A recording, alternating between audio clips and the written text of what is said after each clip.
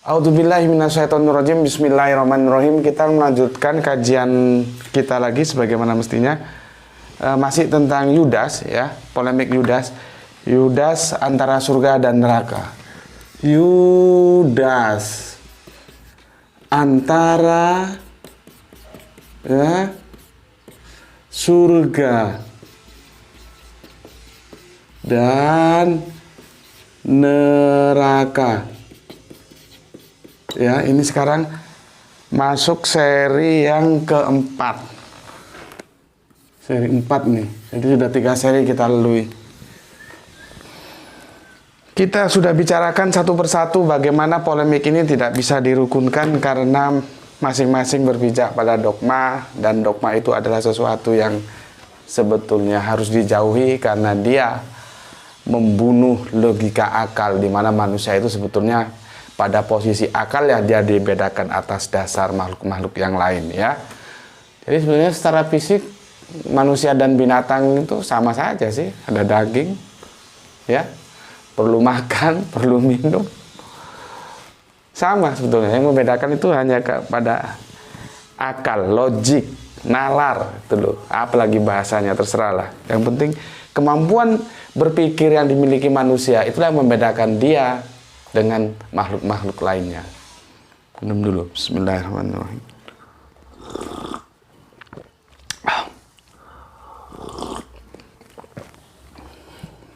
Sekarang gimana? Yudas antara surga dan neraka. Polemiknya nggak ketemu. Posisi Islam jelas. Karena Islam tidak menerima dogma, tidak mengenal dogma. Yudas di mana? Di neraka. Tegas. Karena apa? Dia pengkhianat. Dia kriminal, ya. Mana ada kriminal masuk surga? Ya bisa penuh semua surga, neraka kosong loh, kriminal masuk surga. Kalaupun ada yang mengatakan, ya sudahlah, aku akan layani sekilas saja, tidak aku kupas secara keseluruhan. Kalau ada yang mengatakan bahwa Yudas masuk surga itu dengan menggunakan dalil-dalil yang sifatnya universal, dalil-dalil keumuman, yang dimana Yesus mengatakan sebuah pengampunan, ya itu berbahaya. Karena kita berbicara secara khusus Yudas. Dia kasuistis, tidak universal. Bagaimana ayat universal itu akan digunakan untuk menyelesaikan ayat yang kasuistis? Tentu tidak bisa, gitu loh. Kalau pemahaman ini saja tidak dipahami, sudahlah diam, dengarkan, pelajari baik-baik. Kalau setuju pakai, nggak setuju tinggalkan. Sudah. Semakin membantah, semakin nampak bodohnya, gitu loh. Ya, masing-masing teks dan konteks dilihat. Oh ini ayat general, oh ini ayat khusus gitu loh. Kita berbicara khusus tentang Yudas. Ya. Kalau kita akan mempertahankan sebuah dogma karena dogma itu dibangun atas kebohongan, maka kita harus membuat kebohongan lagi. Caranya adalah dengan mengambil ayat-ayat yang universal untuk menyelamatkan Yudas karena dia sudah diampuni sehingga dia masuk surga. Lah kalau ayat-ayat universal itu digunakan dengan kepada Yudas, maka dia juga harus digunakan oleh segenap kehidupan manusia di bumi. Karena dia diperlakukan universal seperti itu tanpa melihat kasuistis.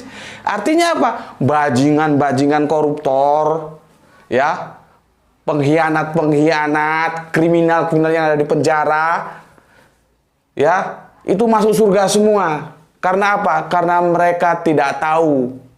Begitu. Begitu. Iya. Makanya sudahlah, dengar baik-baik. Kalau nggak tahu tanya, jangan membantah.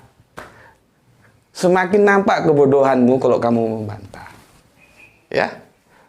Lihat kemampuan kita seberapa, orang yang kita ajak bicara itu seberapa. Itu harus tahu, ngerti silsilah. Kalau orang Jawa bilang, ngerti yo kon le, silsilahmu itu neng di gitu loh. Oke, sekarang akan aku jelaskan. Beberapa tahun lalu, sekitar tahun 2025, 2006, 2007 lah, aku menulis sebuah buku, Bible menjanjikan Islam benang merah agama-agama samawi, ya, di situ. Dan ya biasalah, pertarungan-pertarungan pemikiran dia dalam keberagamaan itu awalnya fokus, lama-lama dia akan kemana-mana. Apalagi kalau moderatornya itu tidak canggih mengawal diskusi, itu pasti kemana-mana gitu. Akhirnya kita berbicara tentang Yudas. Sebetulnya Yudas itu tidak termasuk hal yang kita diskusikan, tidak yang aku tulis dalam bukuku bahwa Bible menjanjikan Islam benang merah agama samawi, tidak ada di situ. Tapi karena pembicaraannya sudah kemana-mana, akhirnya ke situ gitu loh. Setelah itu aku tanya, bagaimana cara kematian Yudas? Bagaimana cara kematian Yudas? Bisakah orang Kristen memberikan jawaban yang tunggal? Karena kebenaran itu harus tunggal, bos. Tentang bagaimana cara kematian Yudas. Padahal dua kitab di dalam perjanjian baru. Ini mana pakar-pakar perjanjian baru ini? Tolong jawab. Bagaimana cara kematian Yudas? Ngerti nggak kalian? Kenapa kok belepotan? Matius menjelaskan berbeda dengan bagaimana cara kisah para rasul yang ditulis oleh Lukas menjelaskan. Kenapa? Jadi dilihat dari dua pelaporan yang berbeda ini saja, kalau sekarang orang-orang Kristen berantem cakar-cakaran berbeda pendapat untuk memposisikan Yudas di antara surga atau neraka, itu wajar. Karena basic kitabnya saja sudah berantem. Sudah nggak sejalan gitu loh, ya.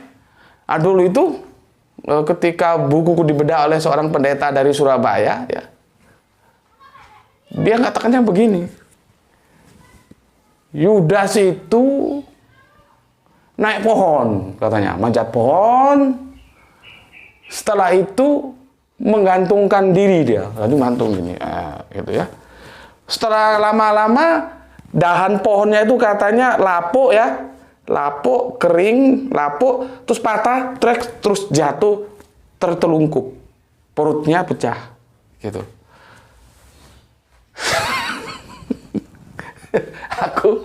Aku menahan senyum karena aku takut nanti senyumku itu dikira menghina pendapatnya atau meremehkan atau gimana lah, ya enggak. Sebetulnya sih lucu. Jadi kalaupun aku tersenyum, sebetulnya karena lucu, bukan maksud ingin merendahkan pendapat orang, enggak. Kan pendapat setiap orang harus kita hargai, walaupun itu pendapat yang berbeda dengan kita, kan. Cuman kan orang enggak tahu, maka aku memilih sikap untuk menahan tawaku saja, gitu loh. Sebetulnya kalaupun aku ketawa itu bukan merendahkan pendapat beliau yang membedah buku aku, enggak. Hanya aku lucu dengan cerita itu. Ya, cuman ya aku tahan, aku diam tuh. Dan orang itu harus kita kasih muka, ya. Jangan kau habisi orang di depan umum, jangan. Beri dia muka.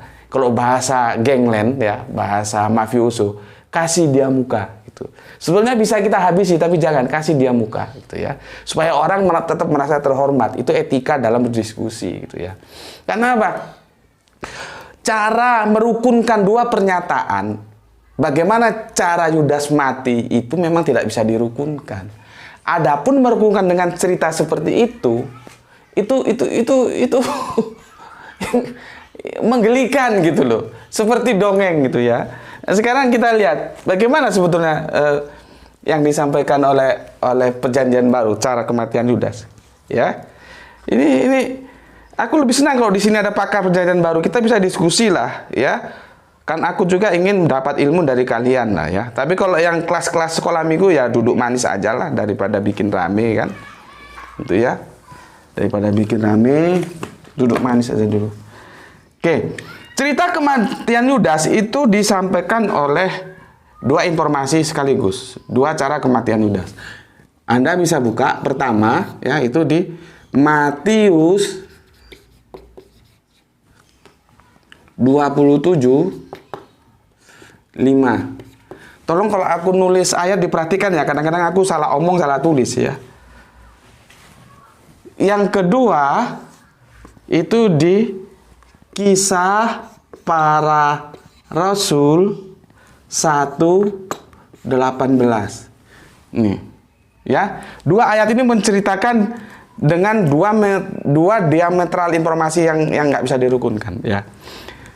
Aku baca di Matius dulu, nggak usah aku tulis lah ya. Nanti kamu Bibelmu buka Perjanjian Barumu. Begini di Matius di sini ya 27. Maka ia pun melemparkan uang perak itu ke dalam bait suci, lalu pergi dari situ dan menggantungkan diri.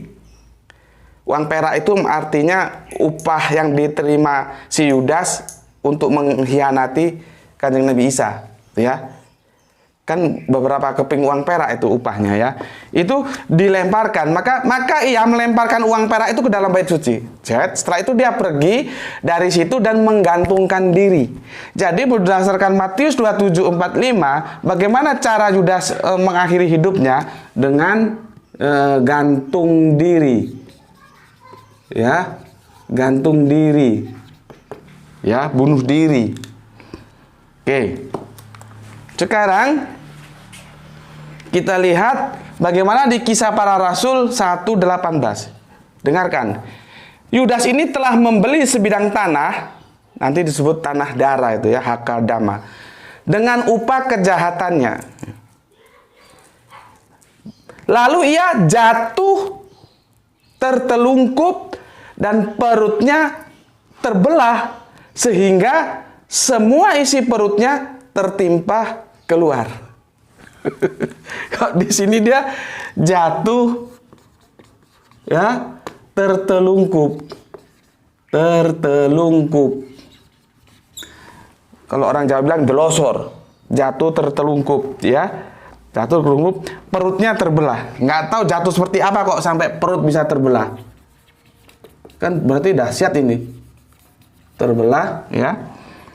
Sehingga semua isi perutnya tertumpah keluar, ya. Sudahlah, itu isi perutnya nggak usah kita tulis panjang-panjang. Sekarang kita bahas di sini. Aku minum dulu. Bismillahirrahmanirrahim.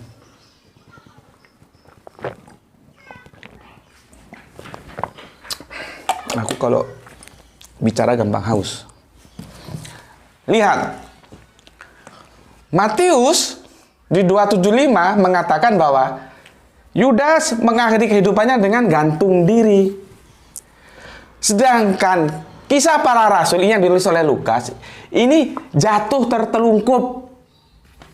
Dengan kita tidak tahu kenapa jatuh, kesandung kek, atau bagaimana kek, sampai perutnya terbelah dan isi perutnya keluar semua.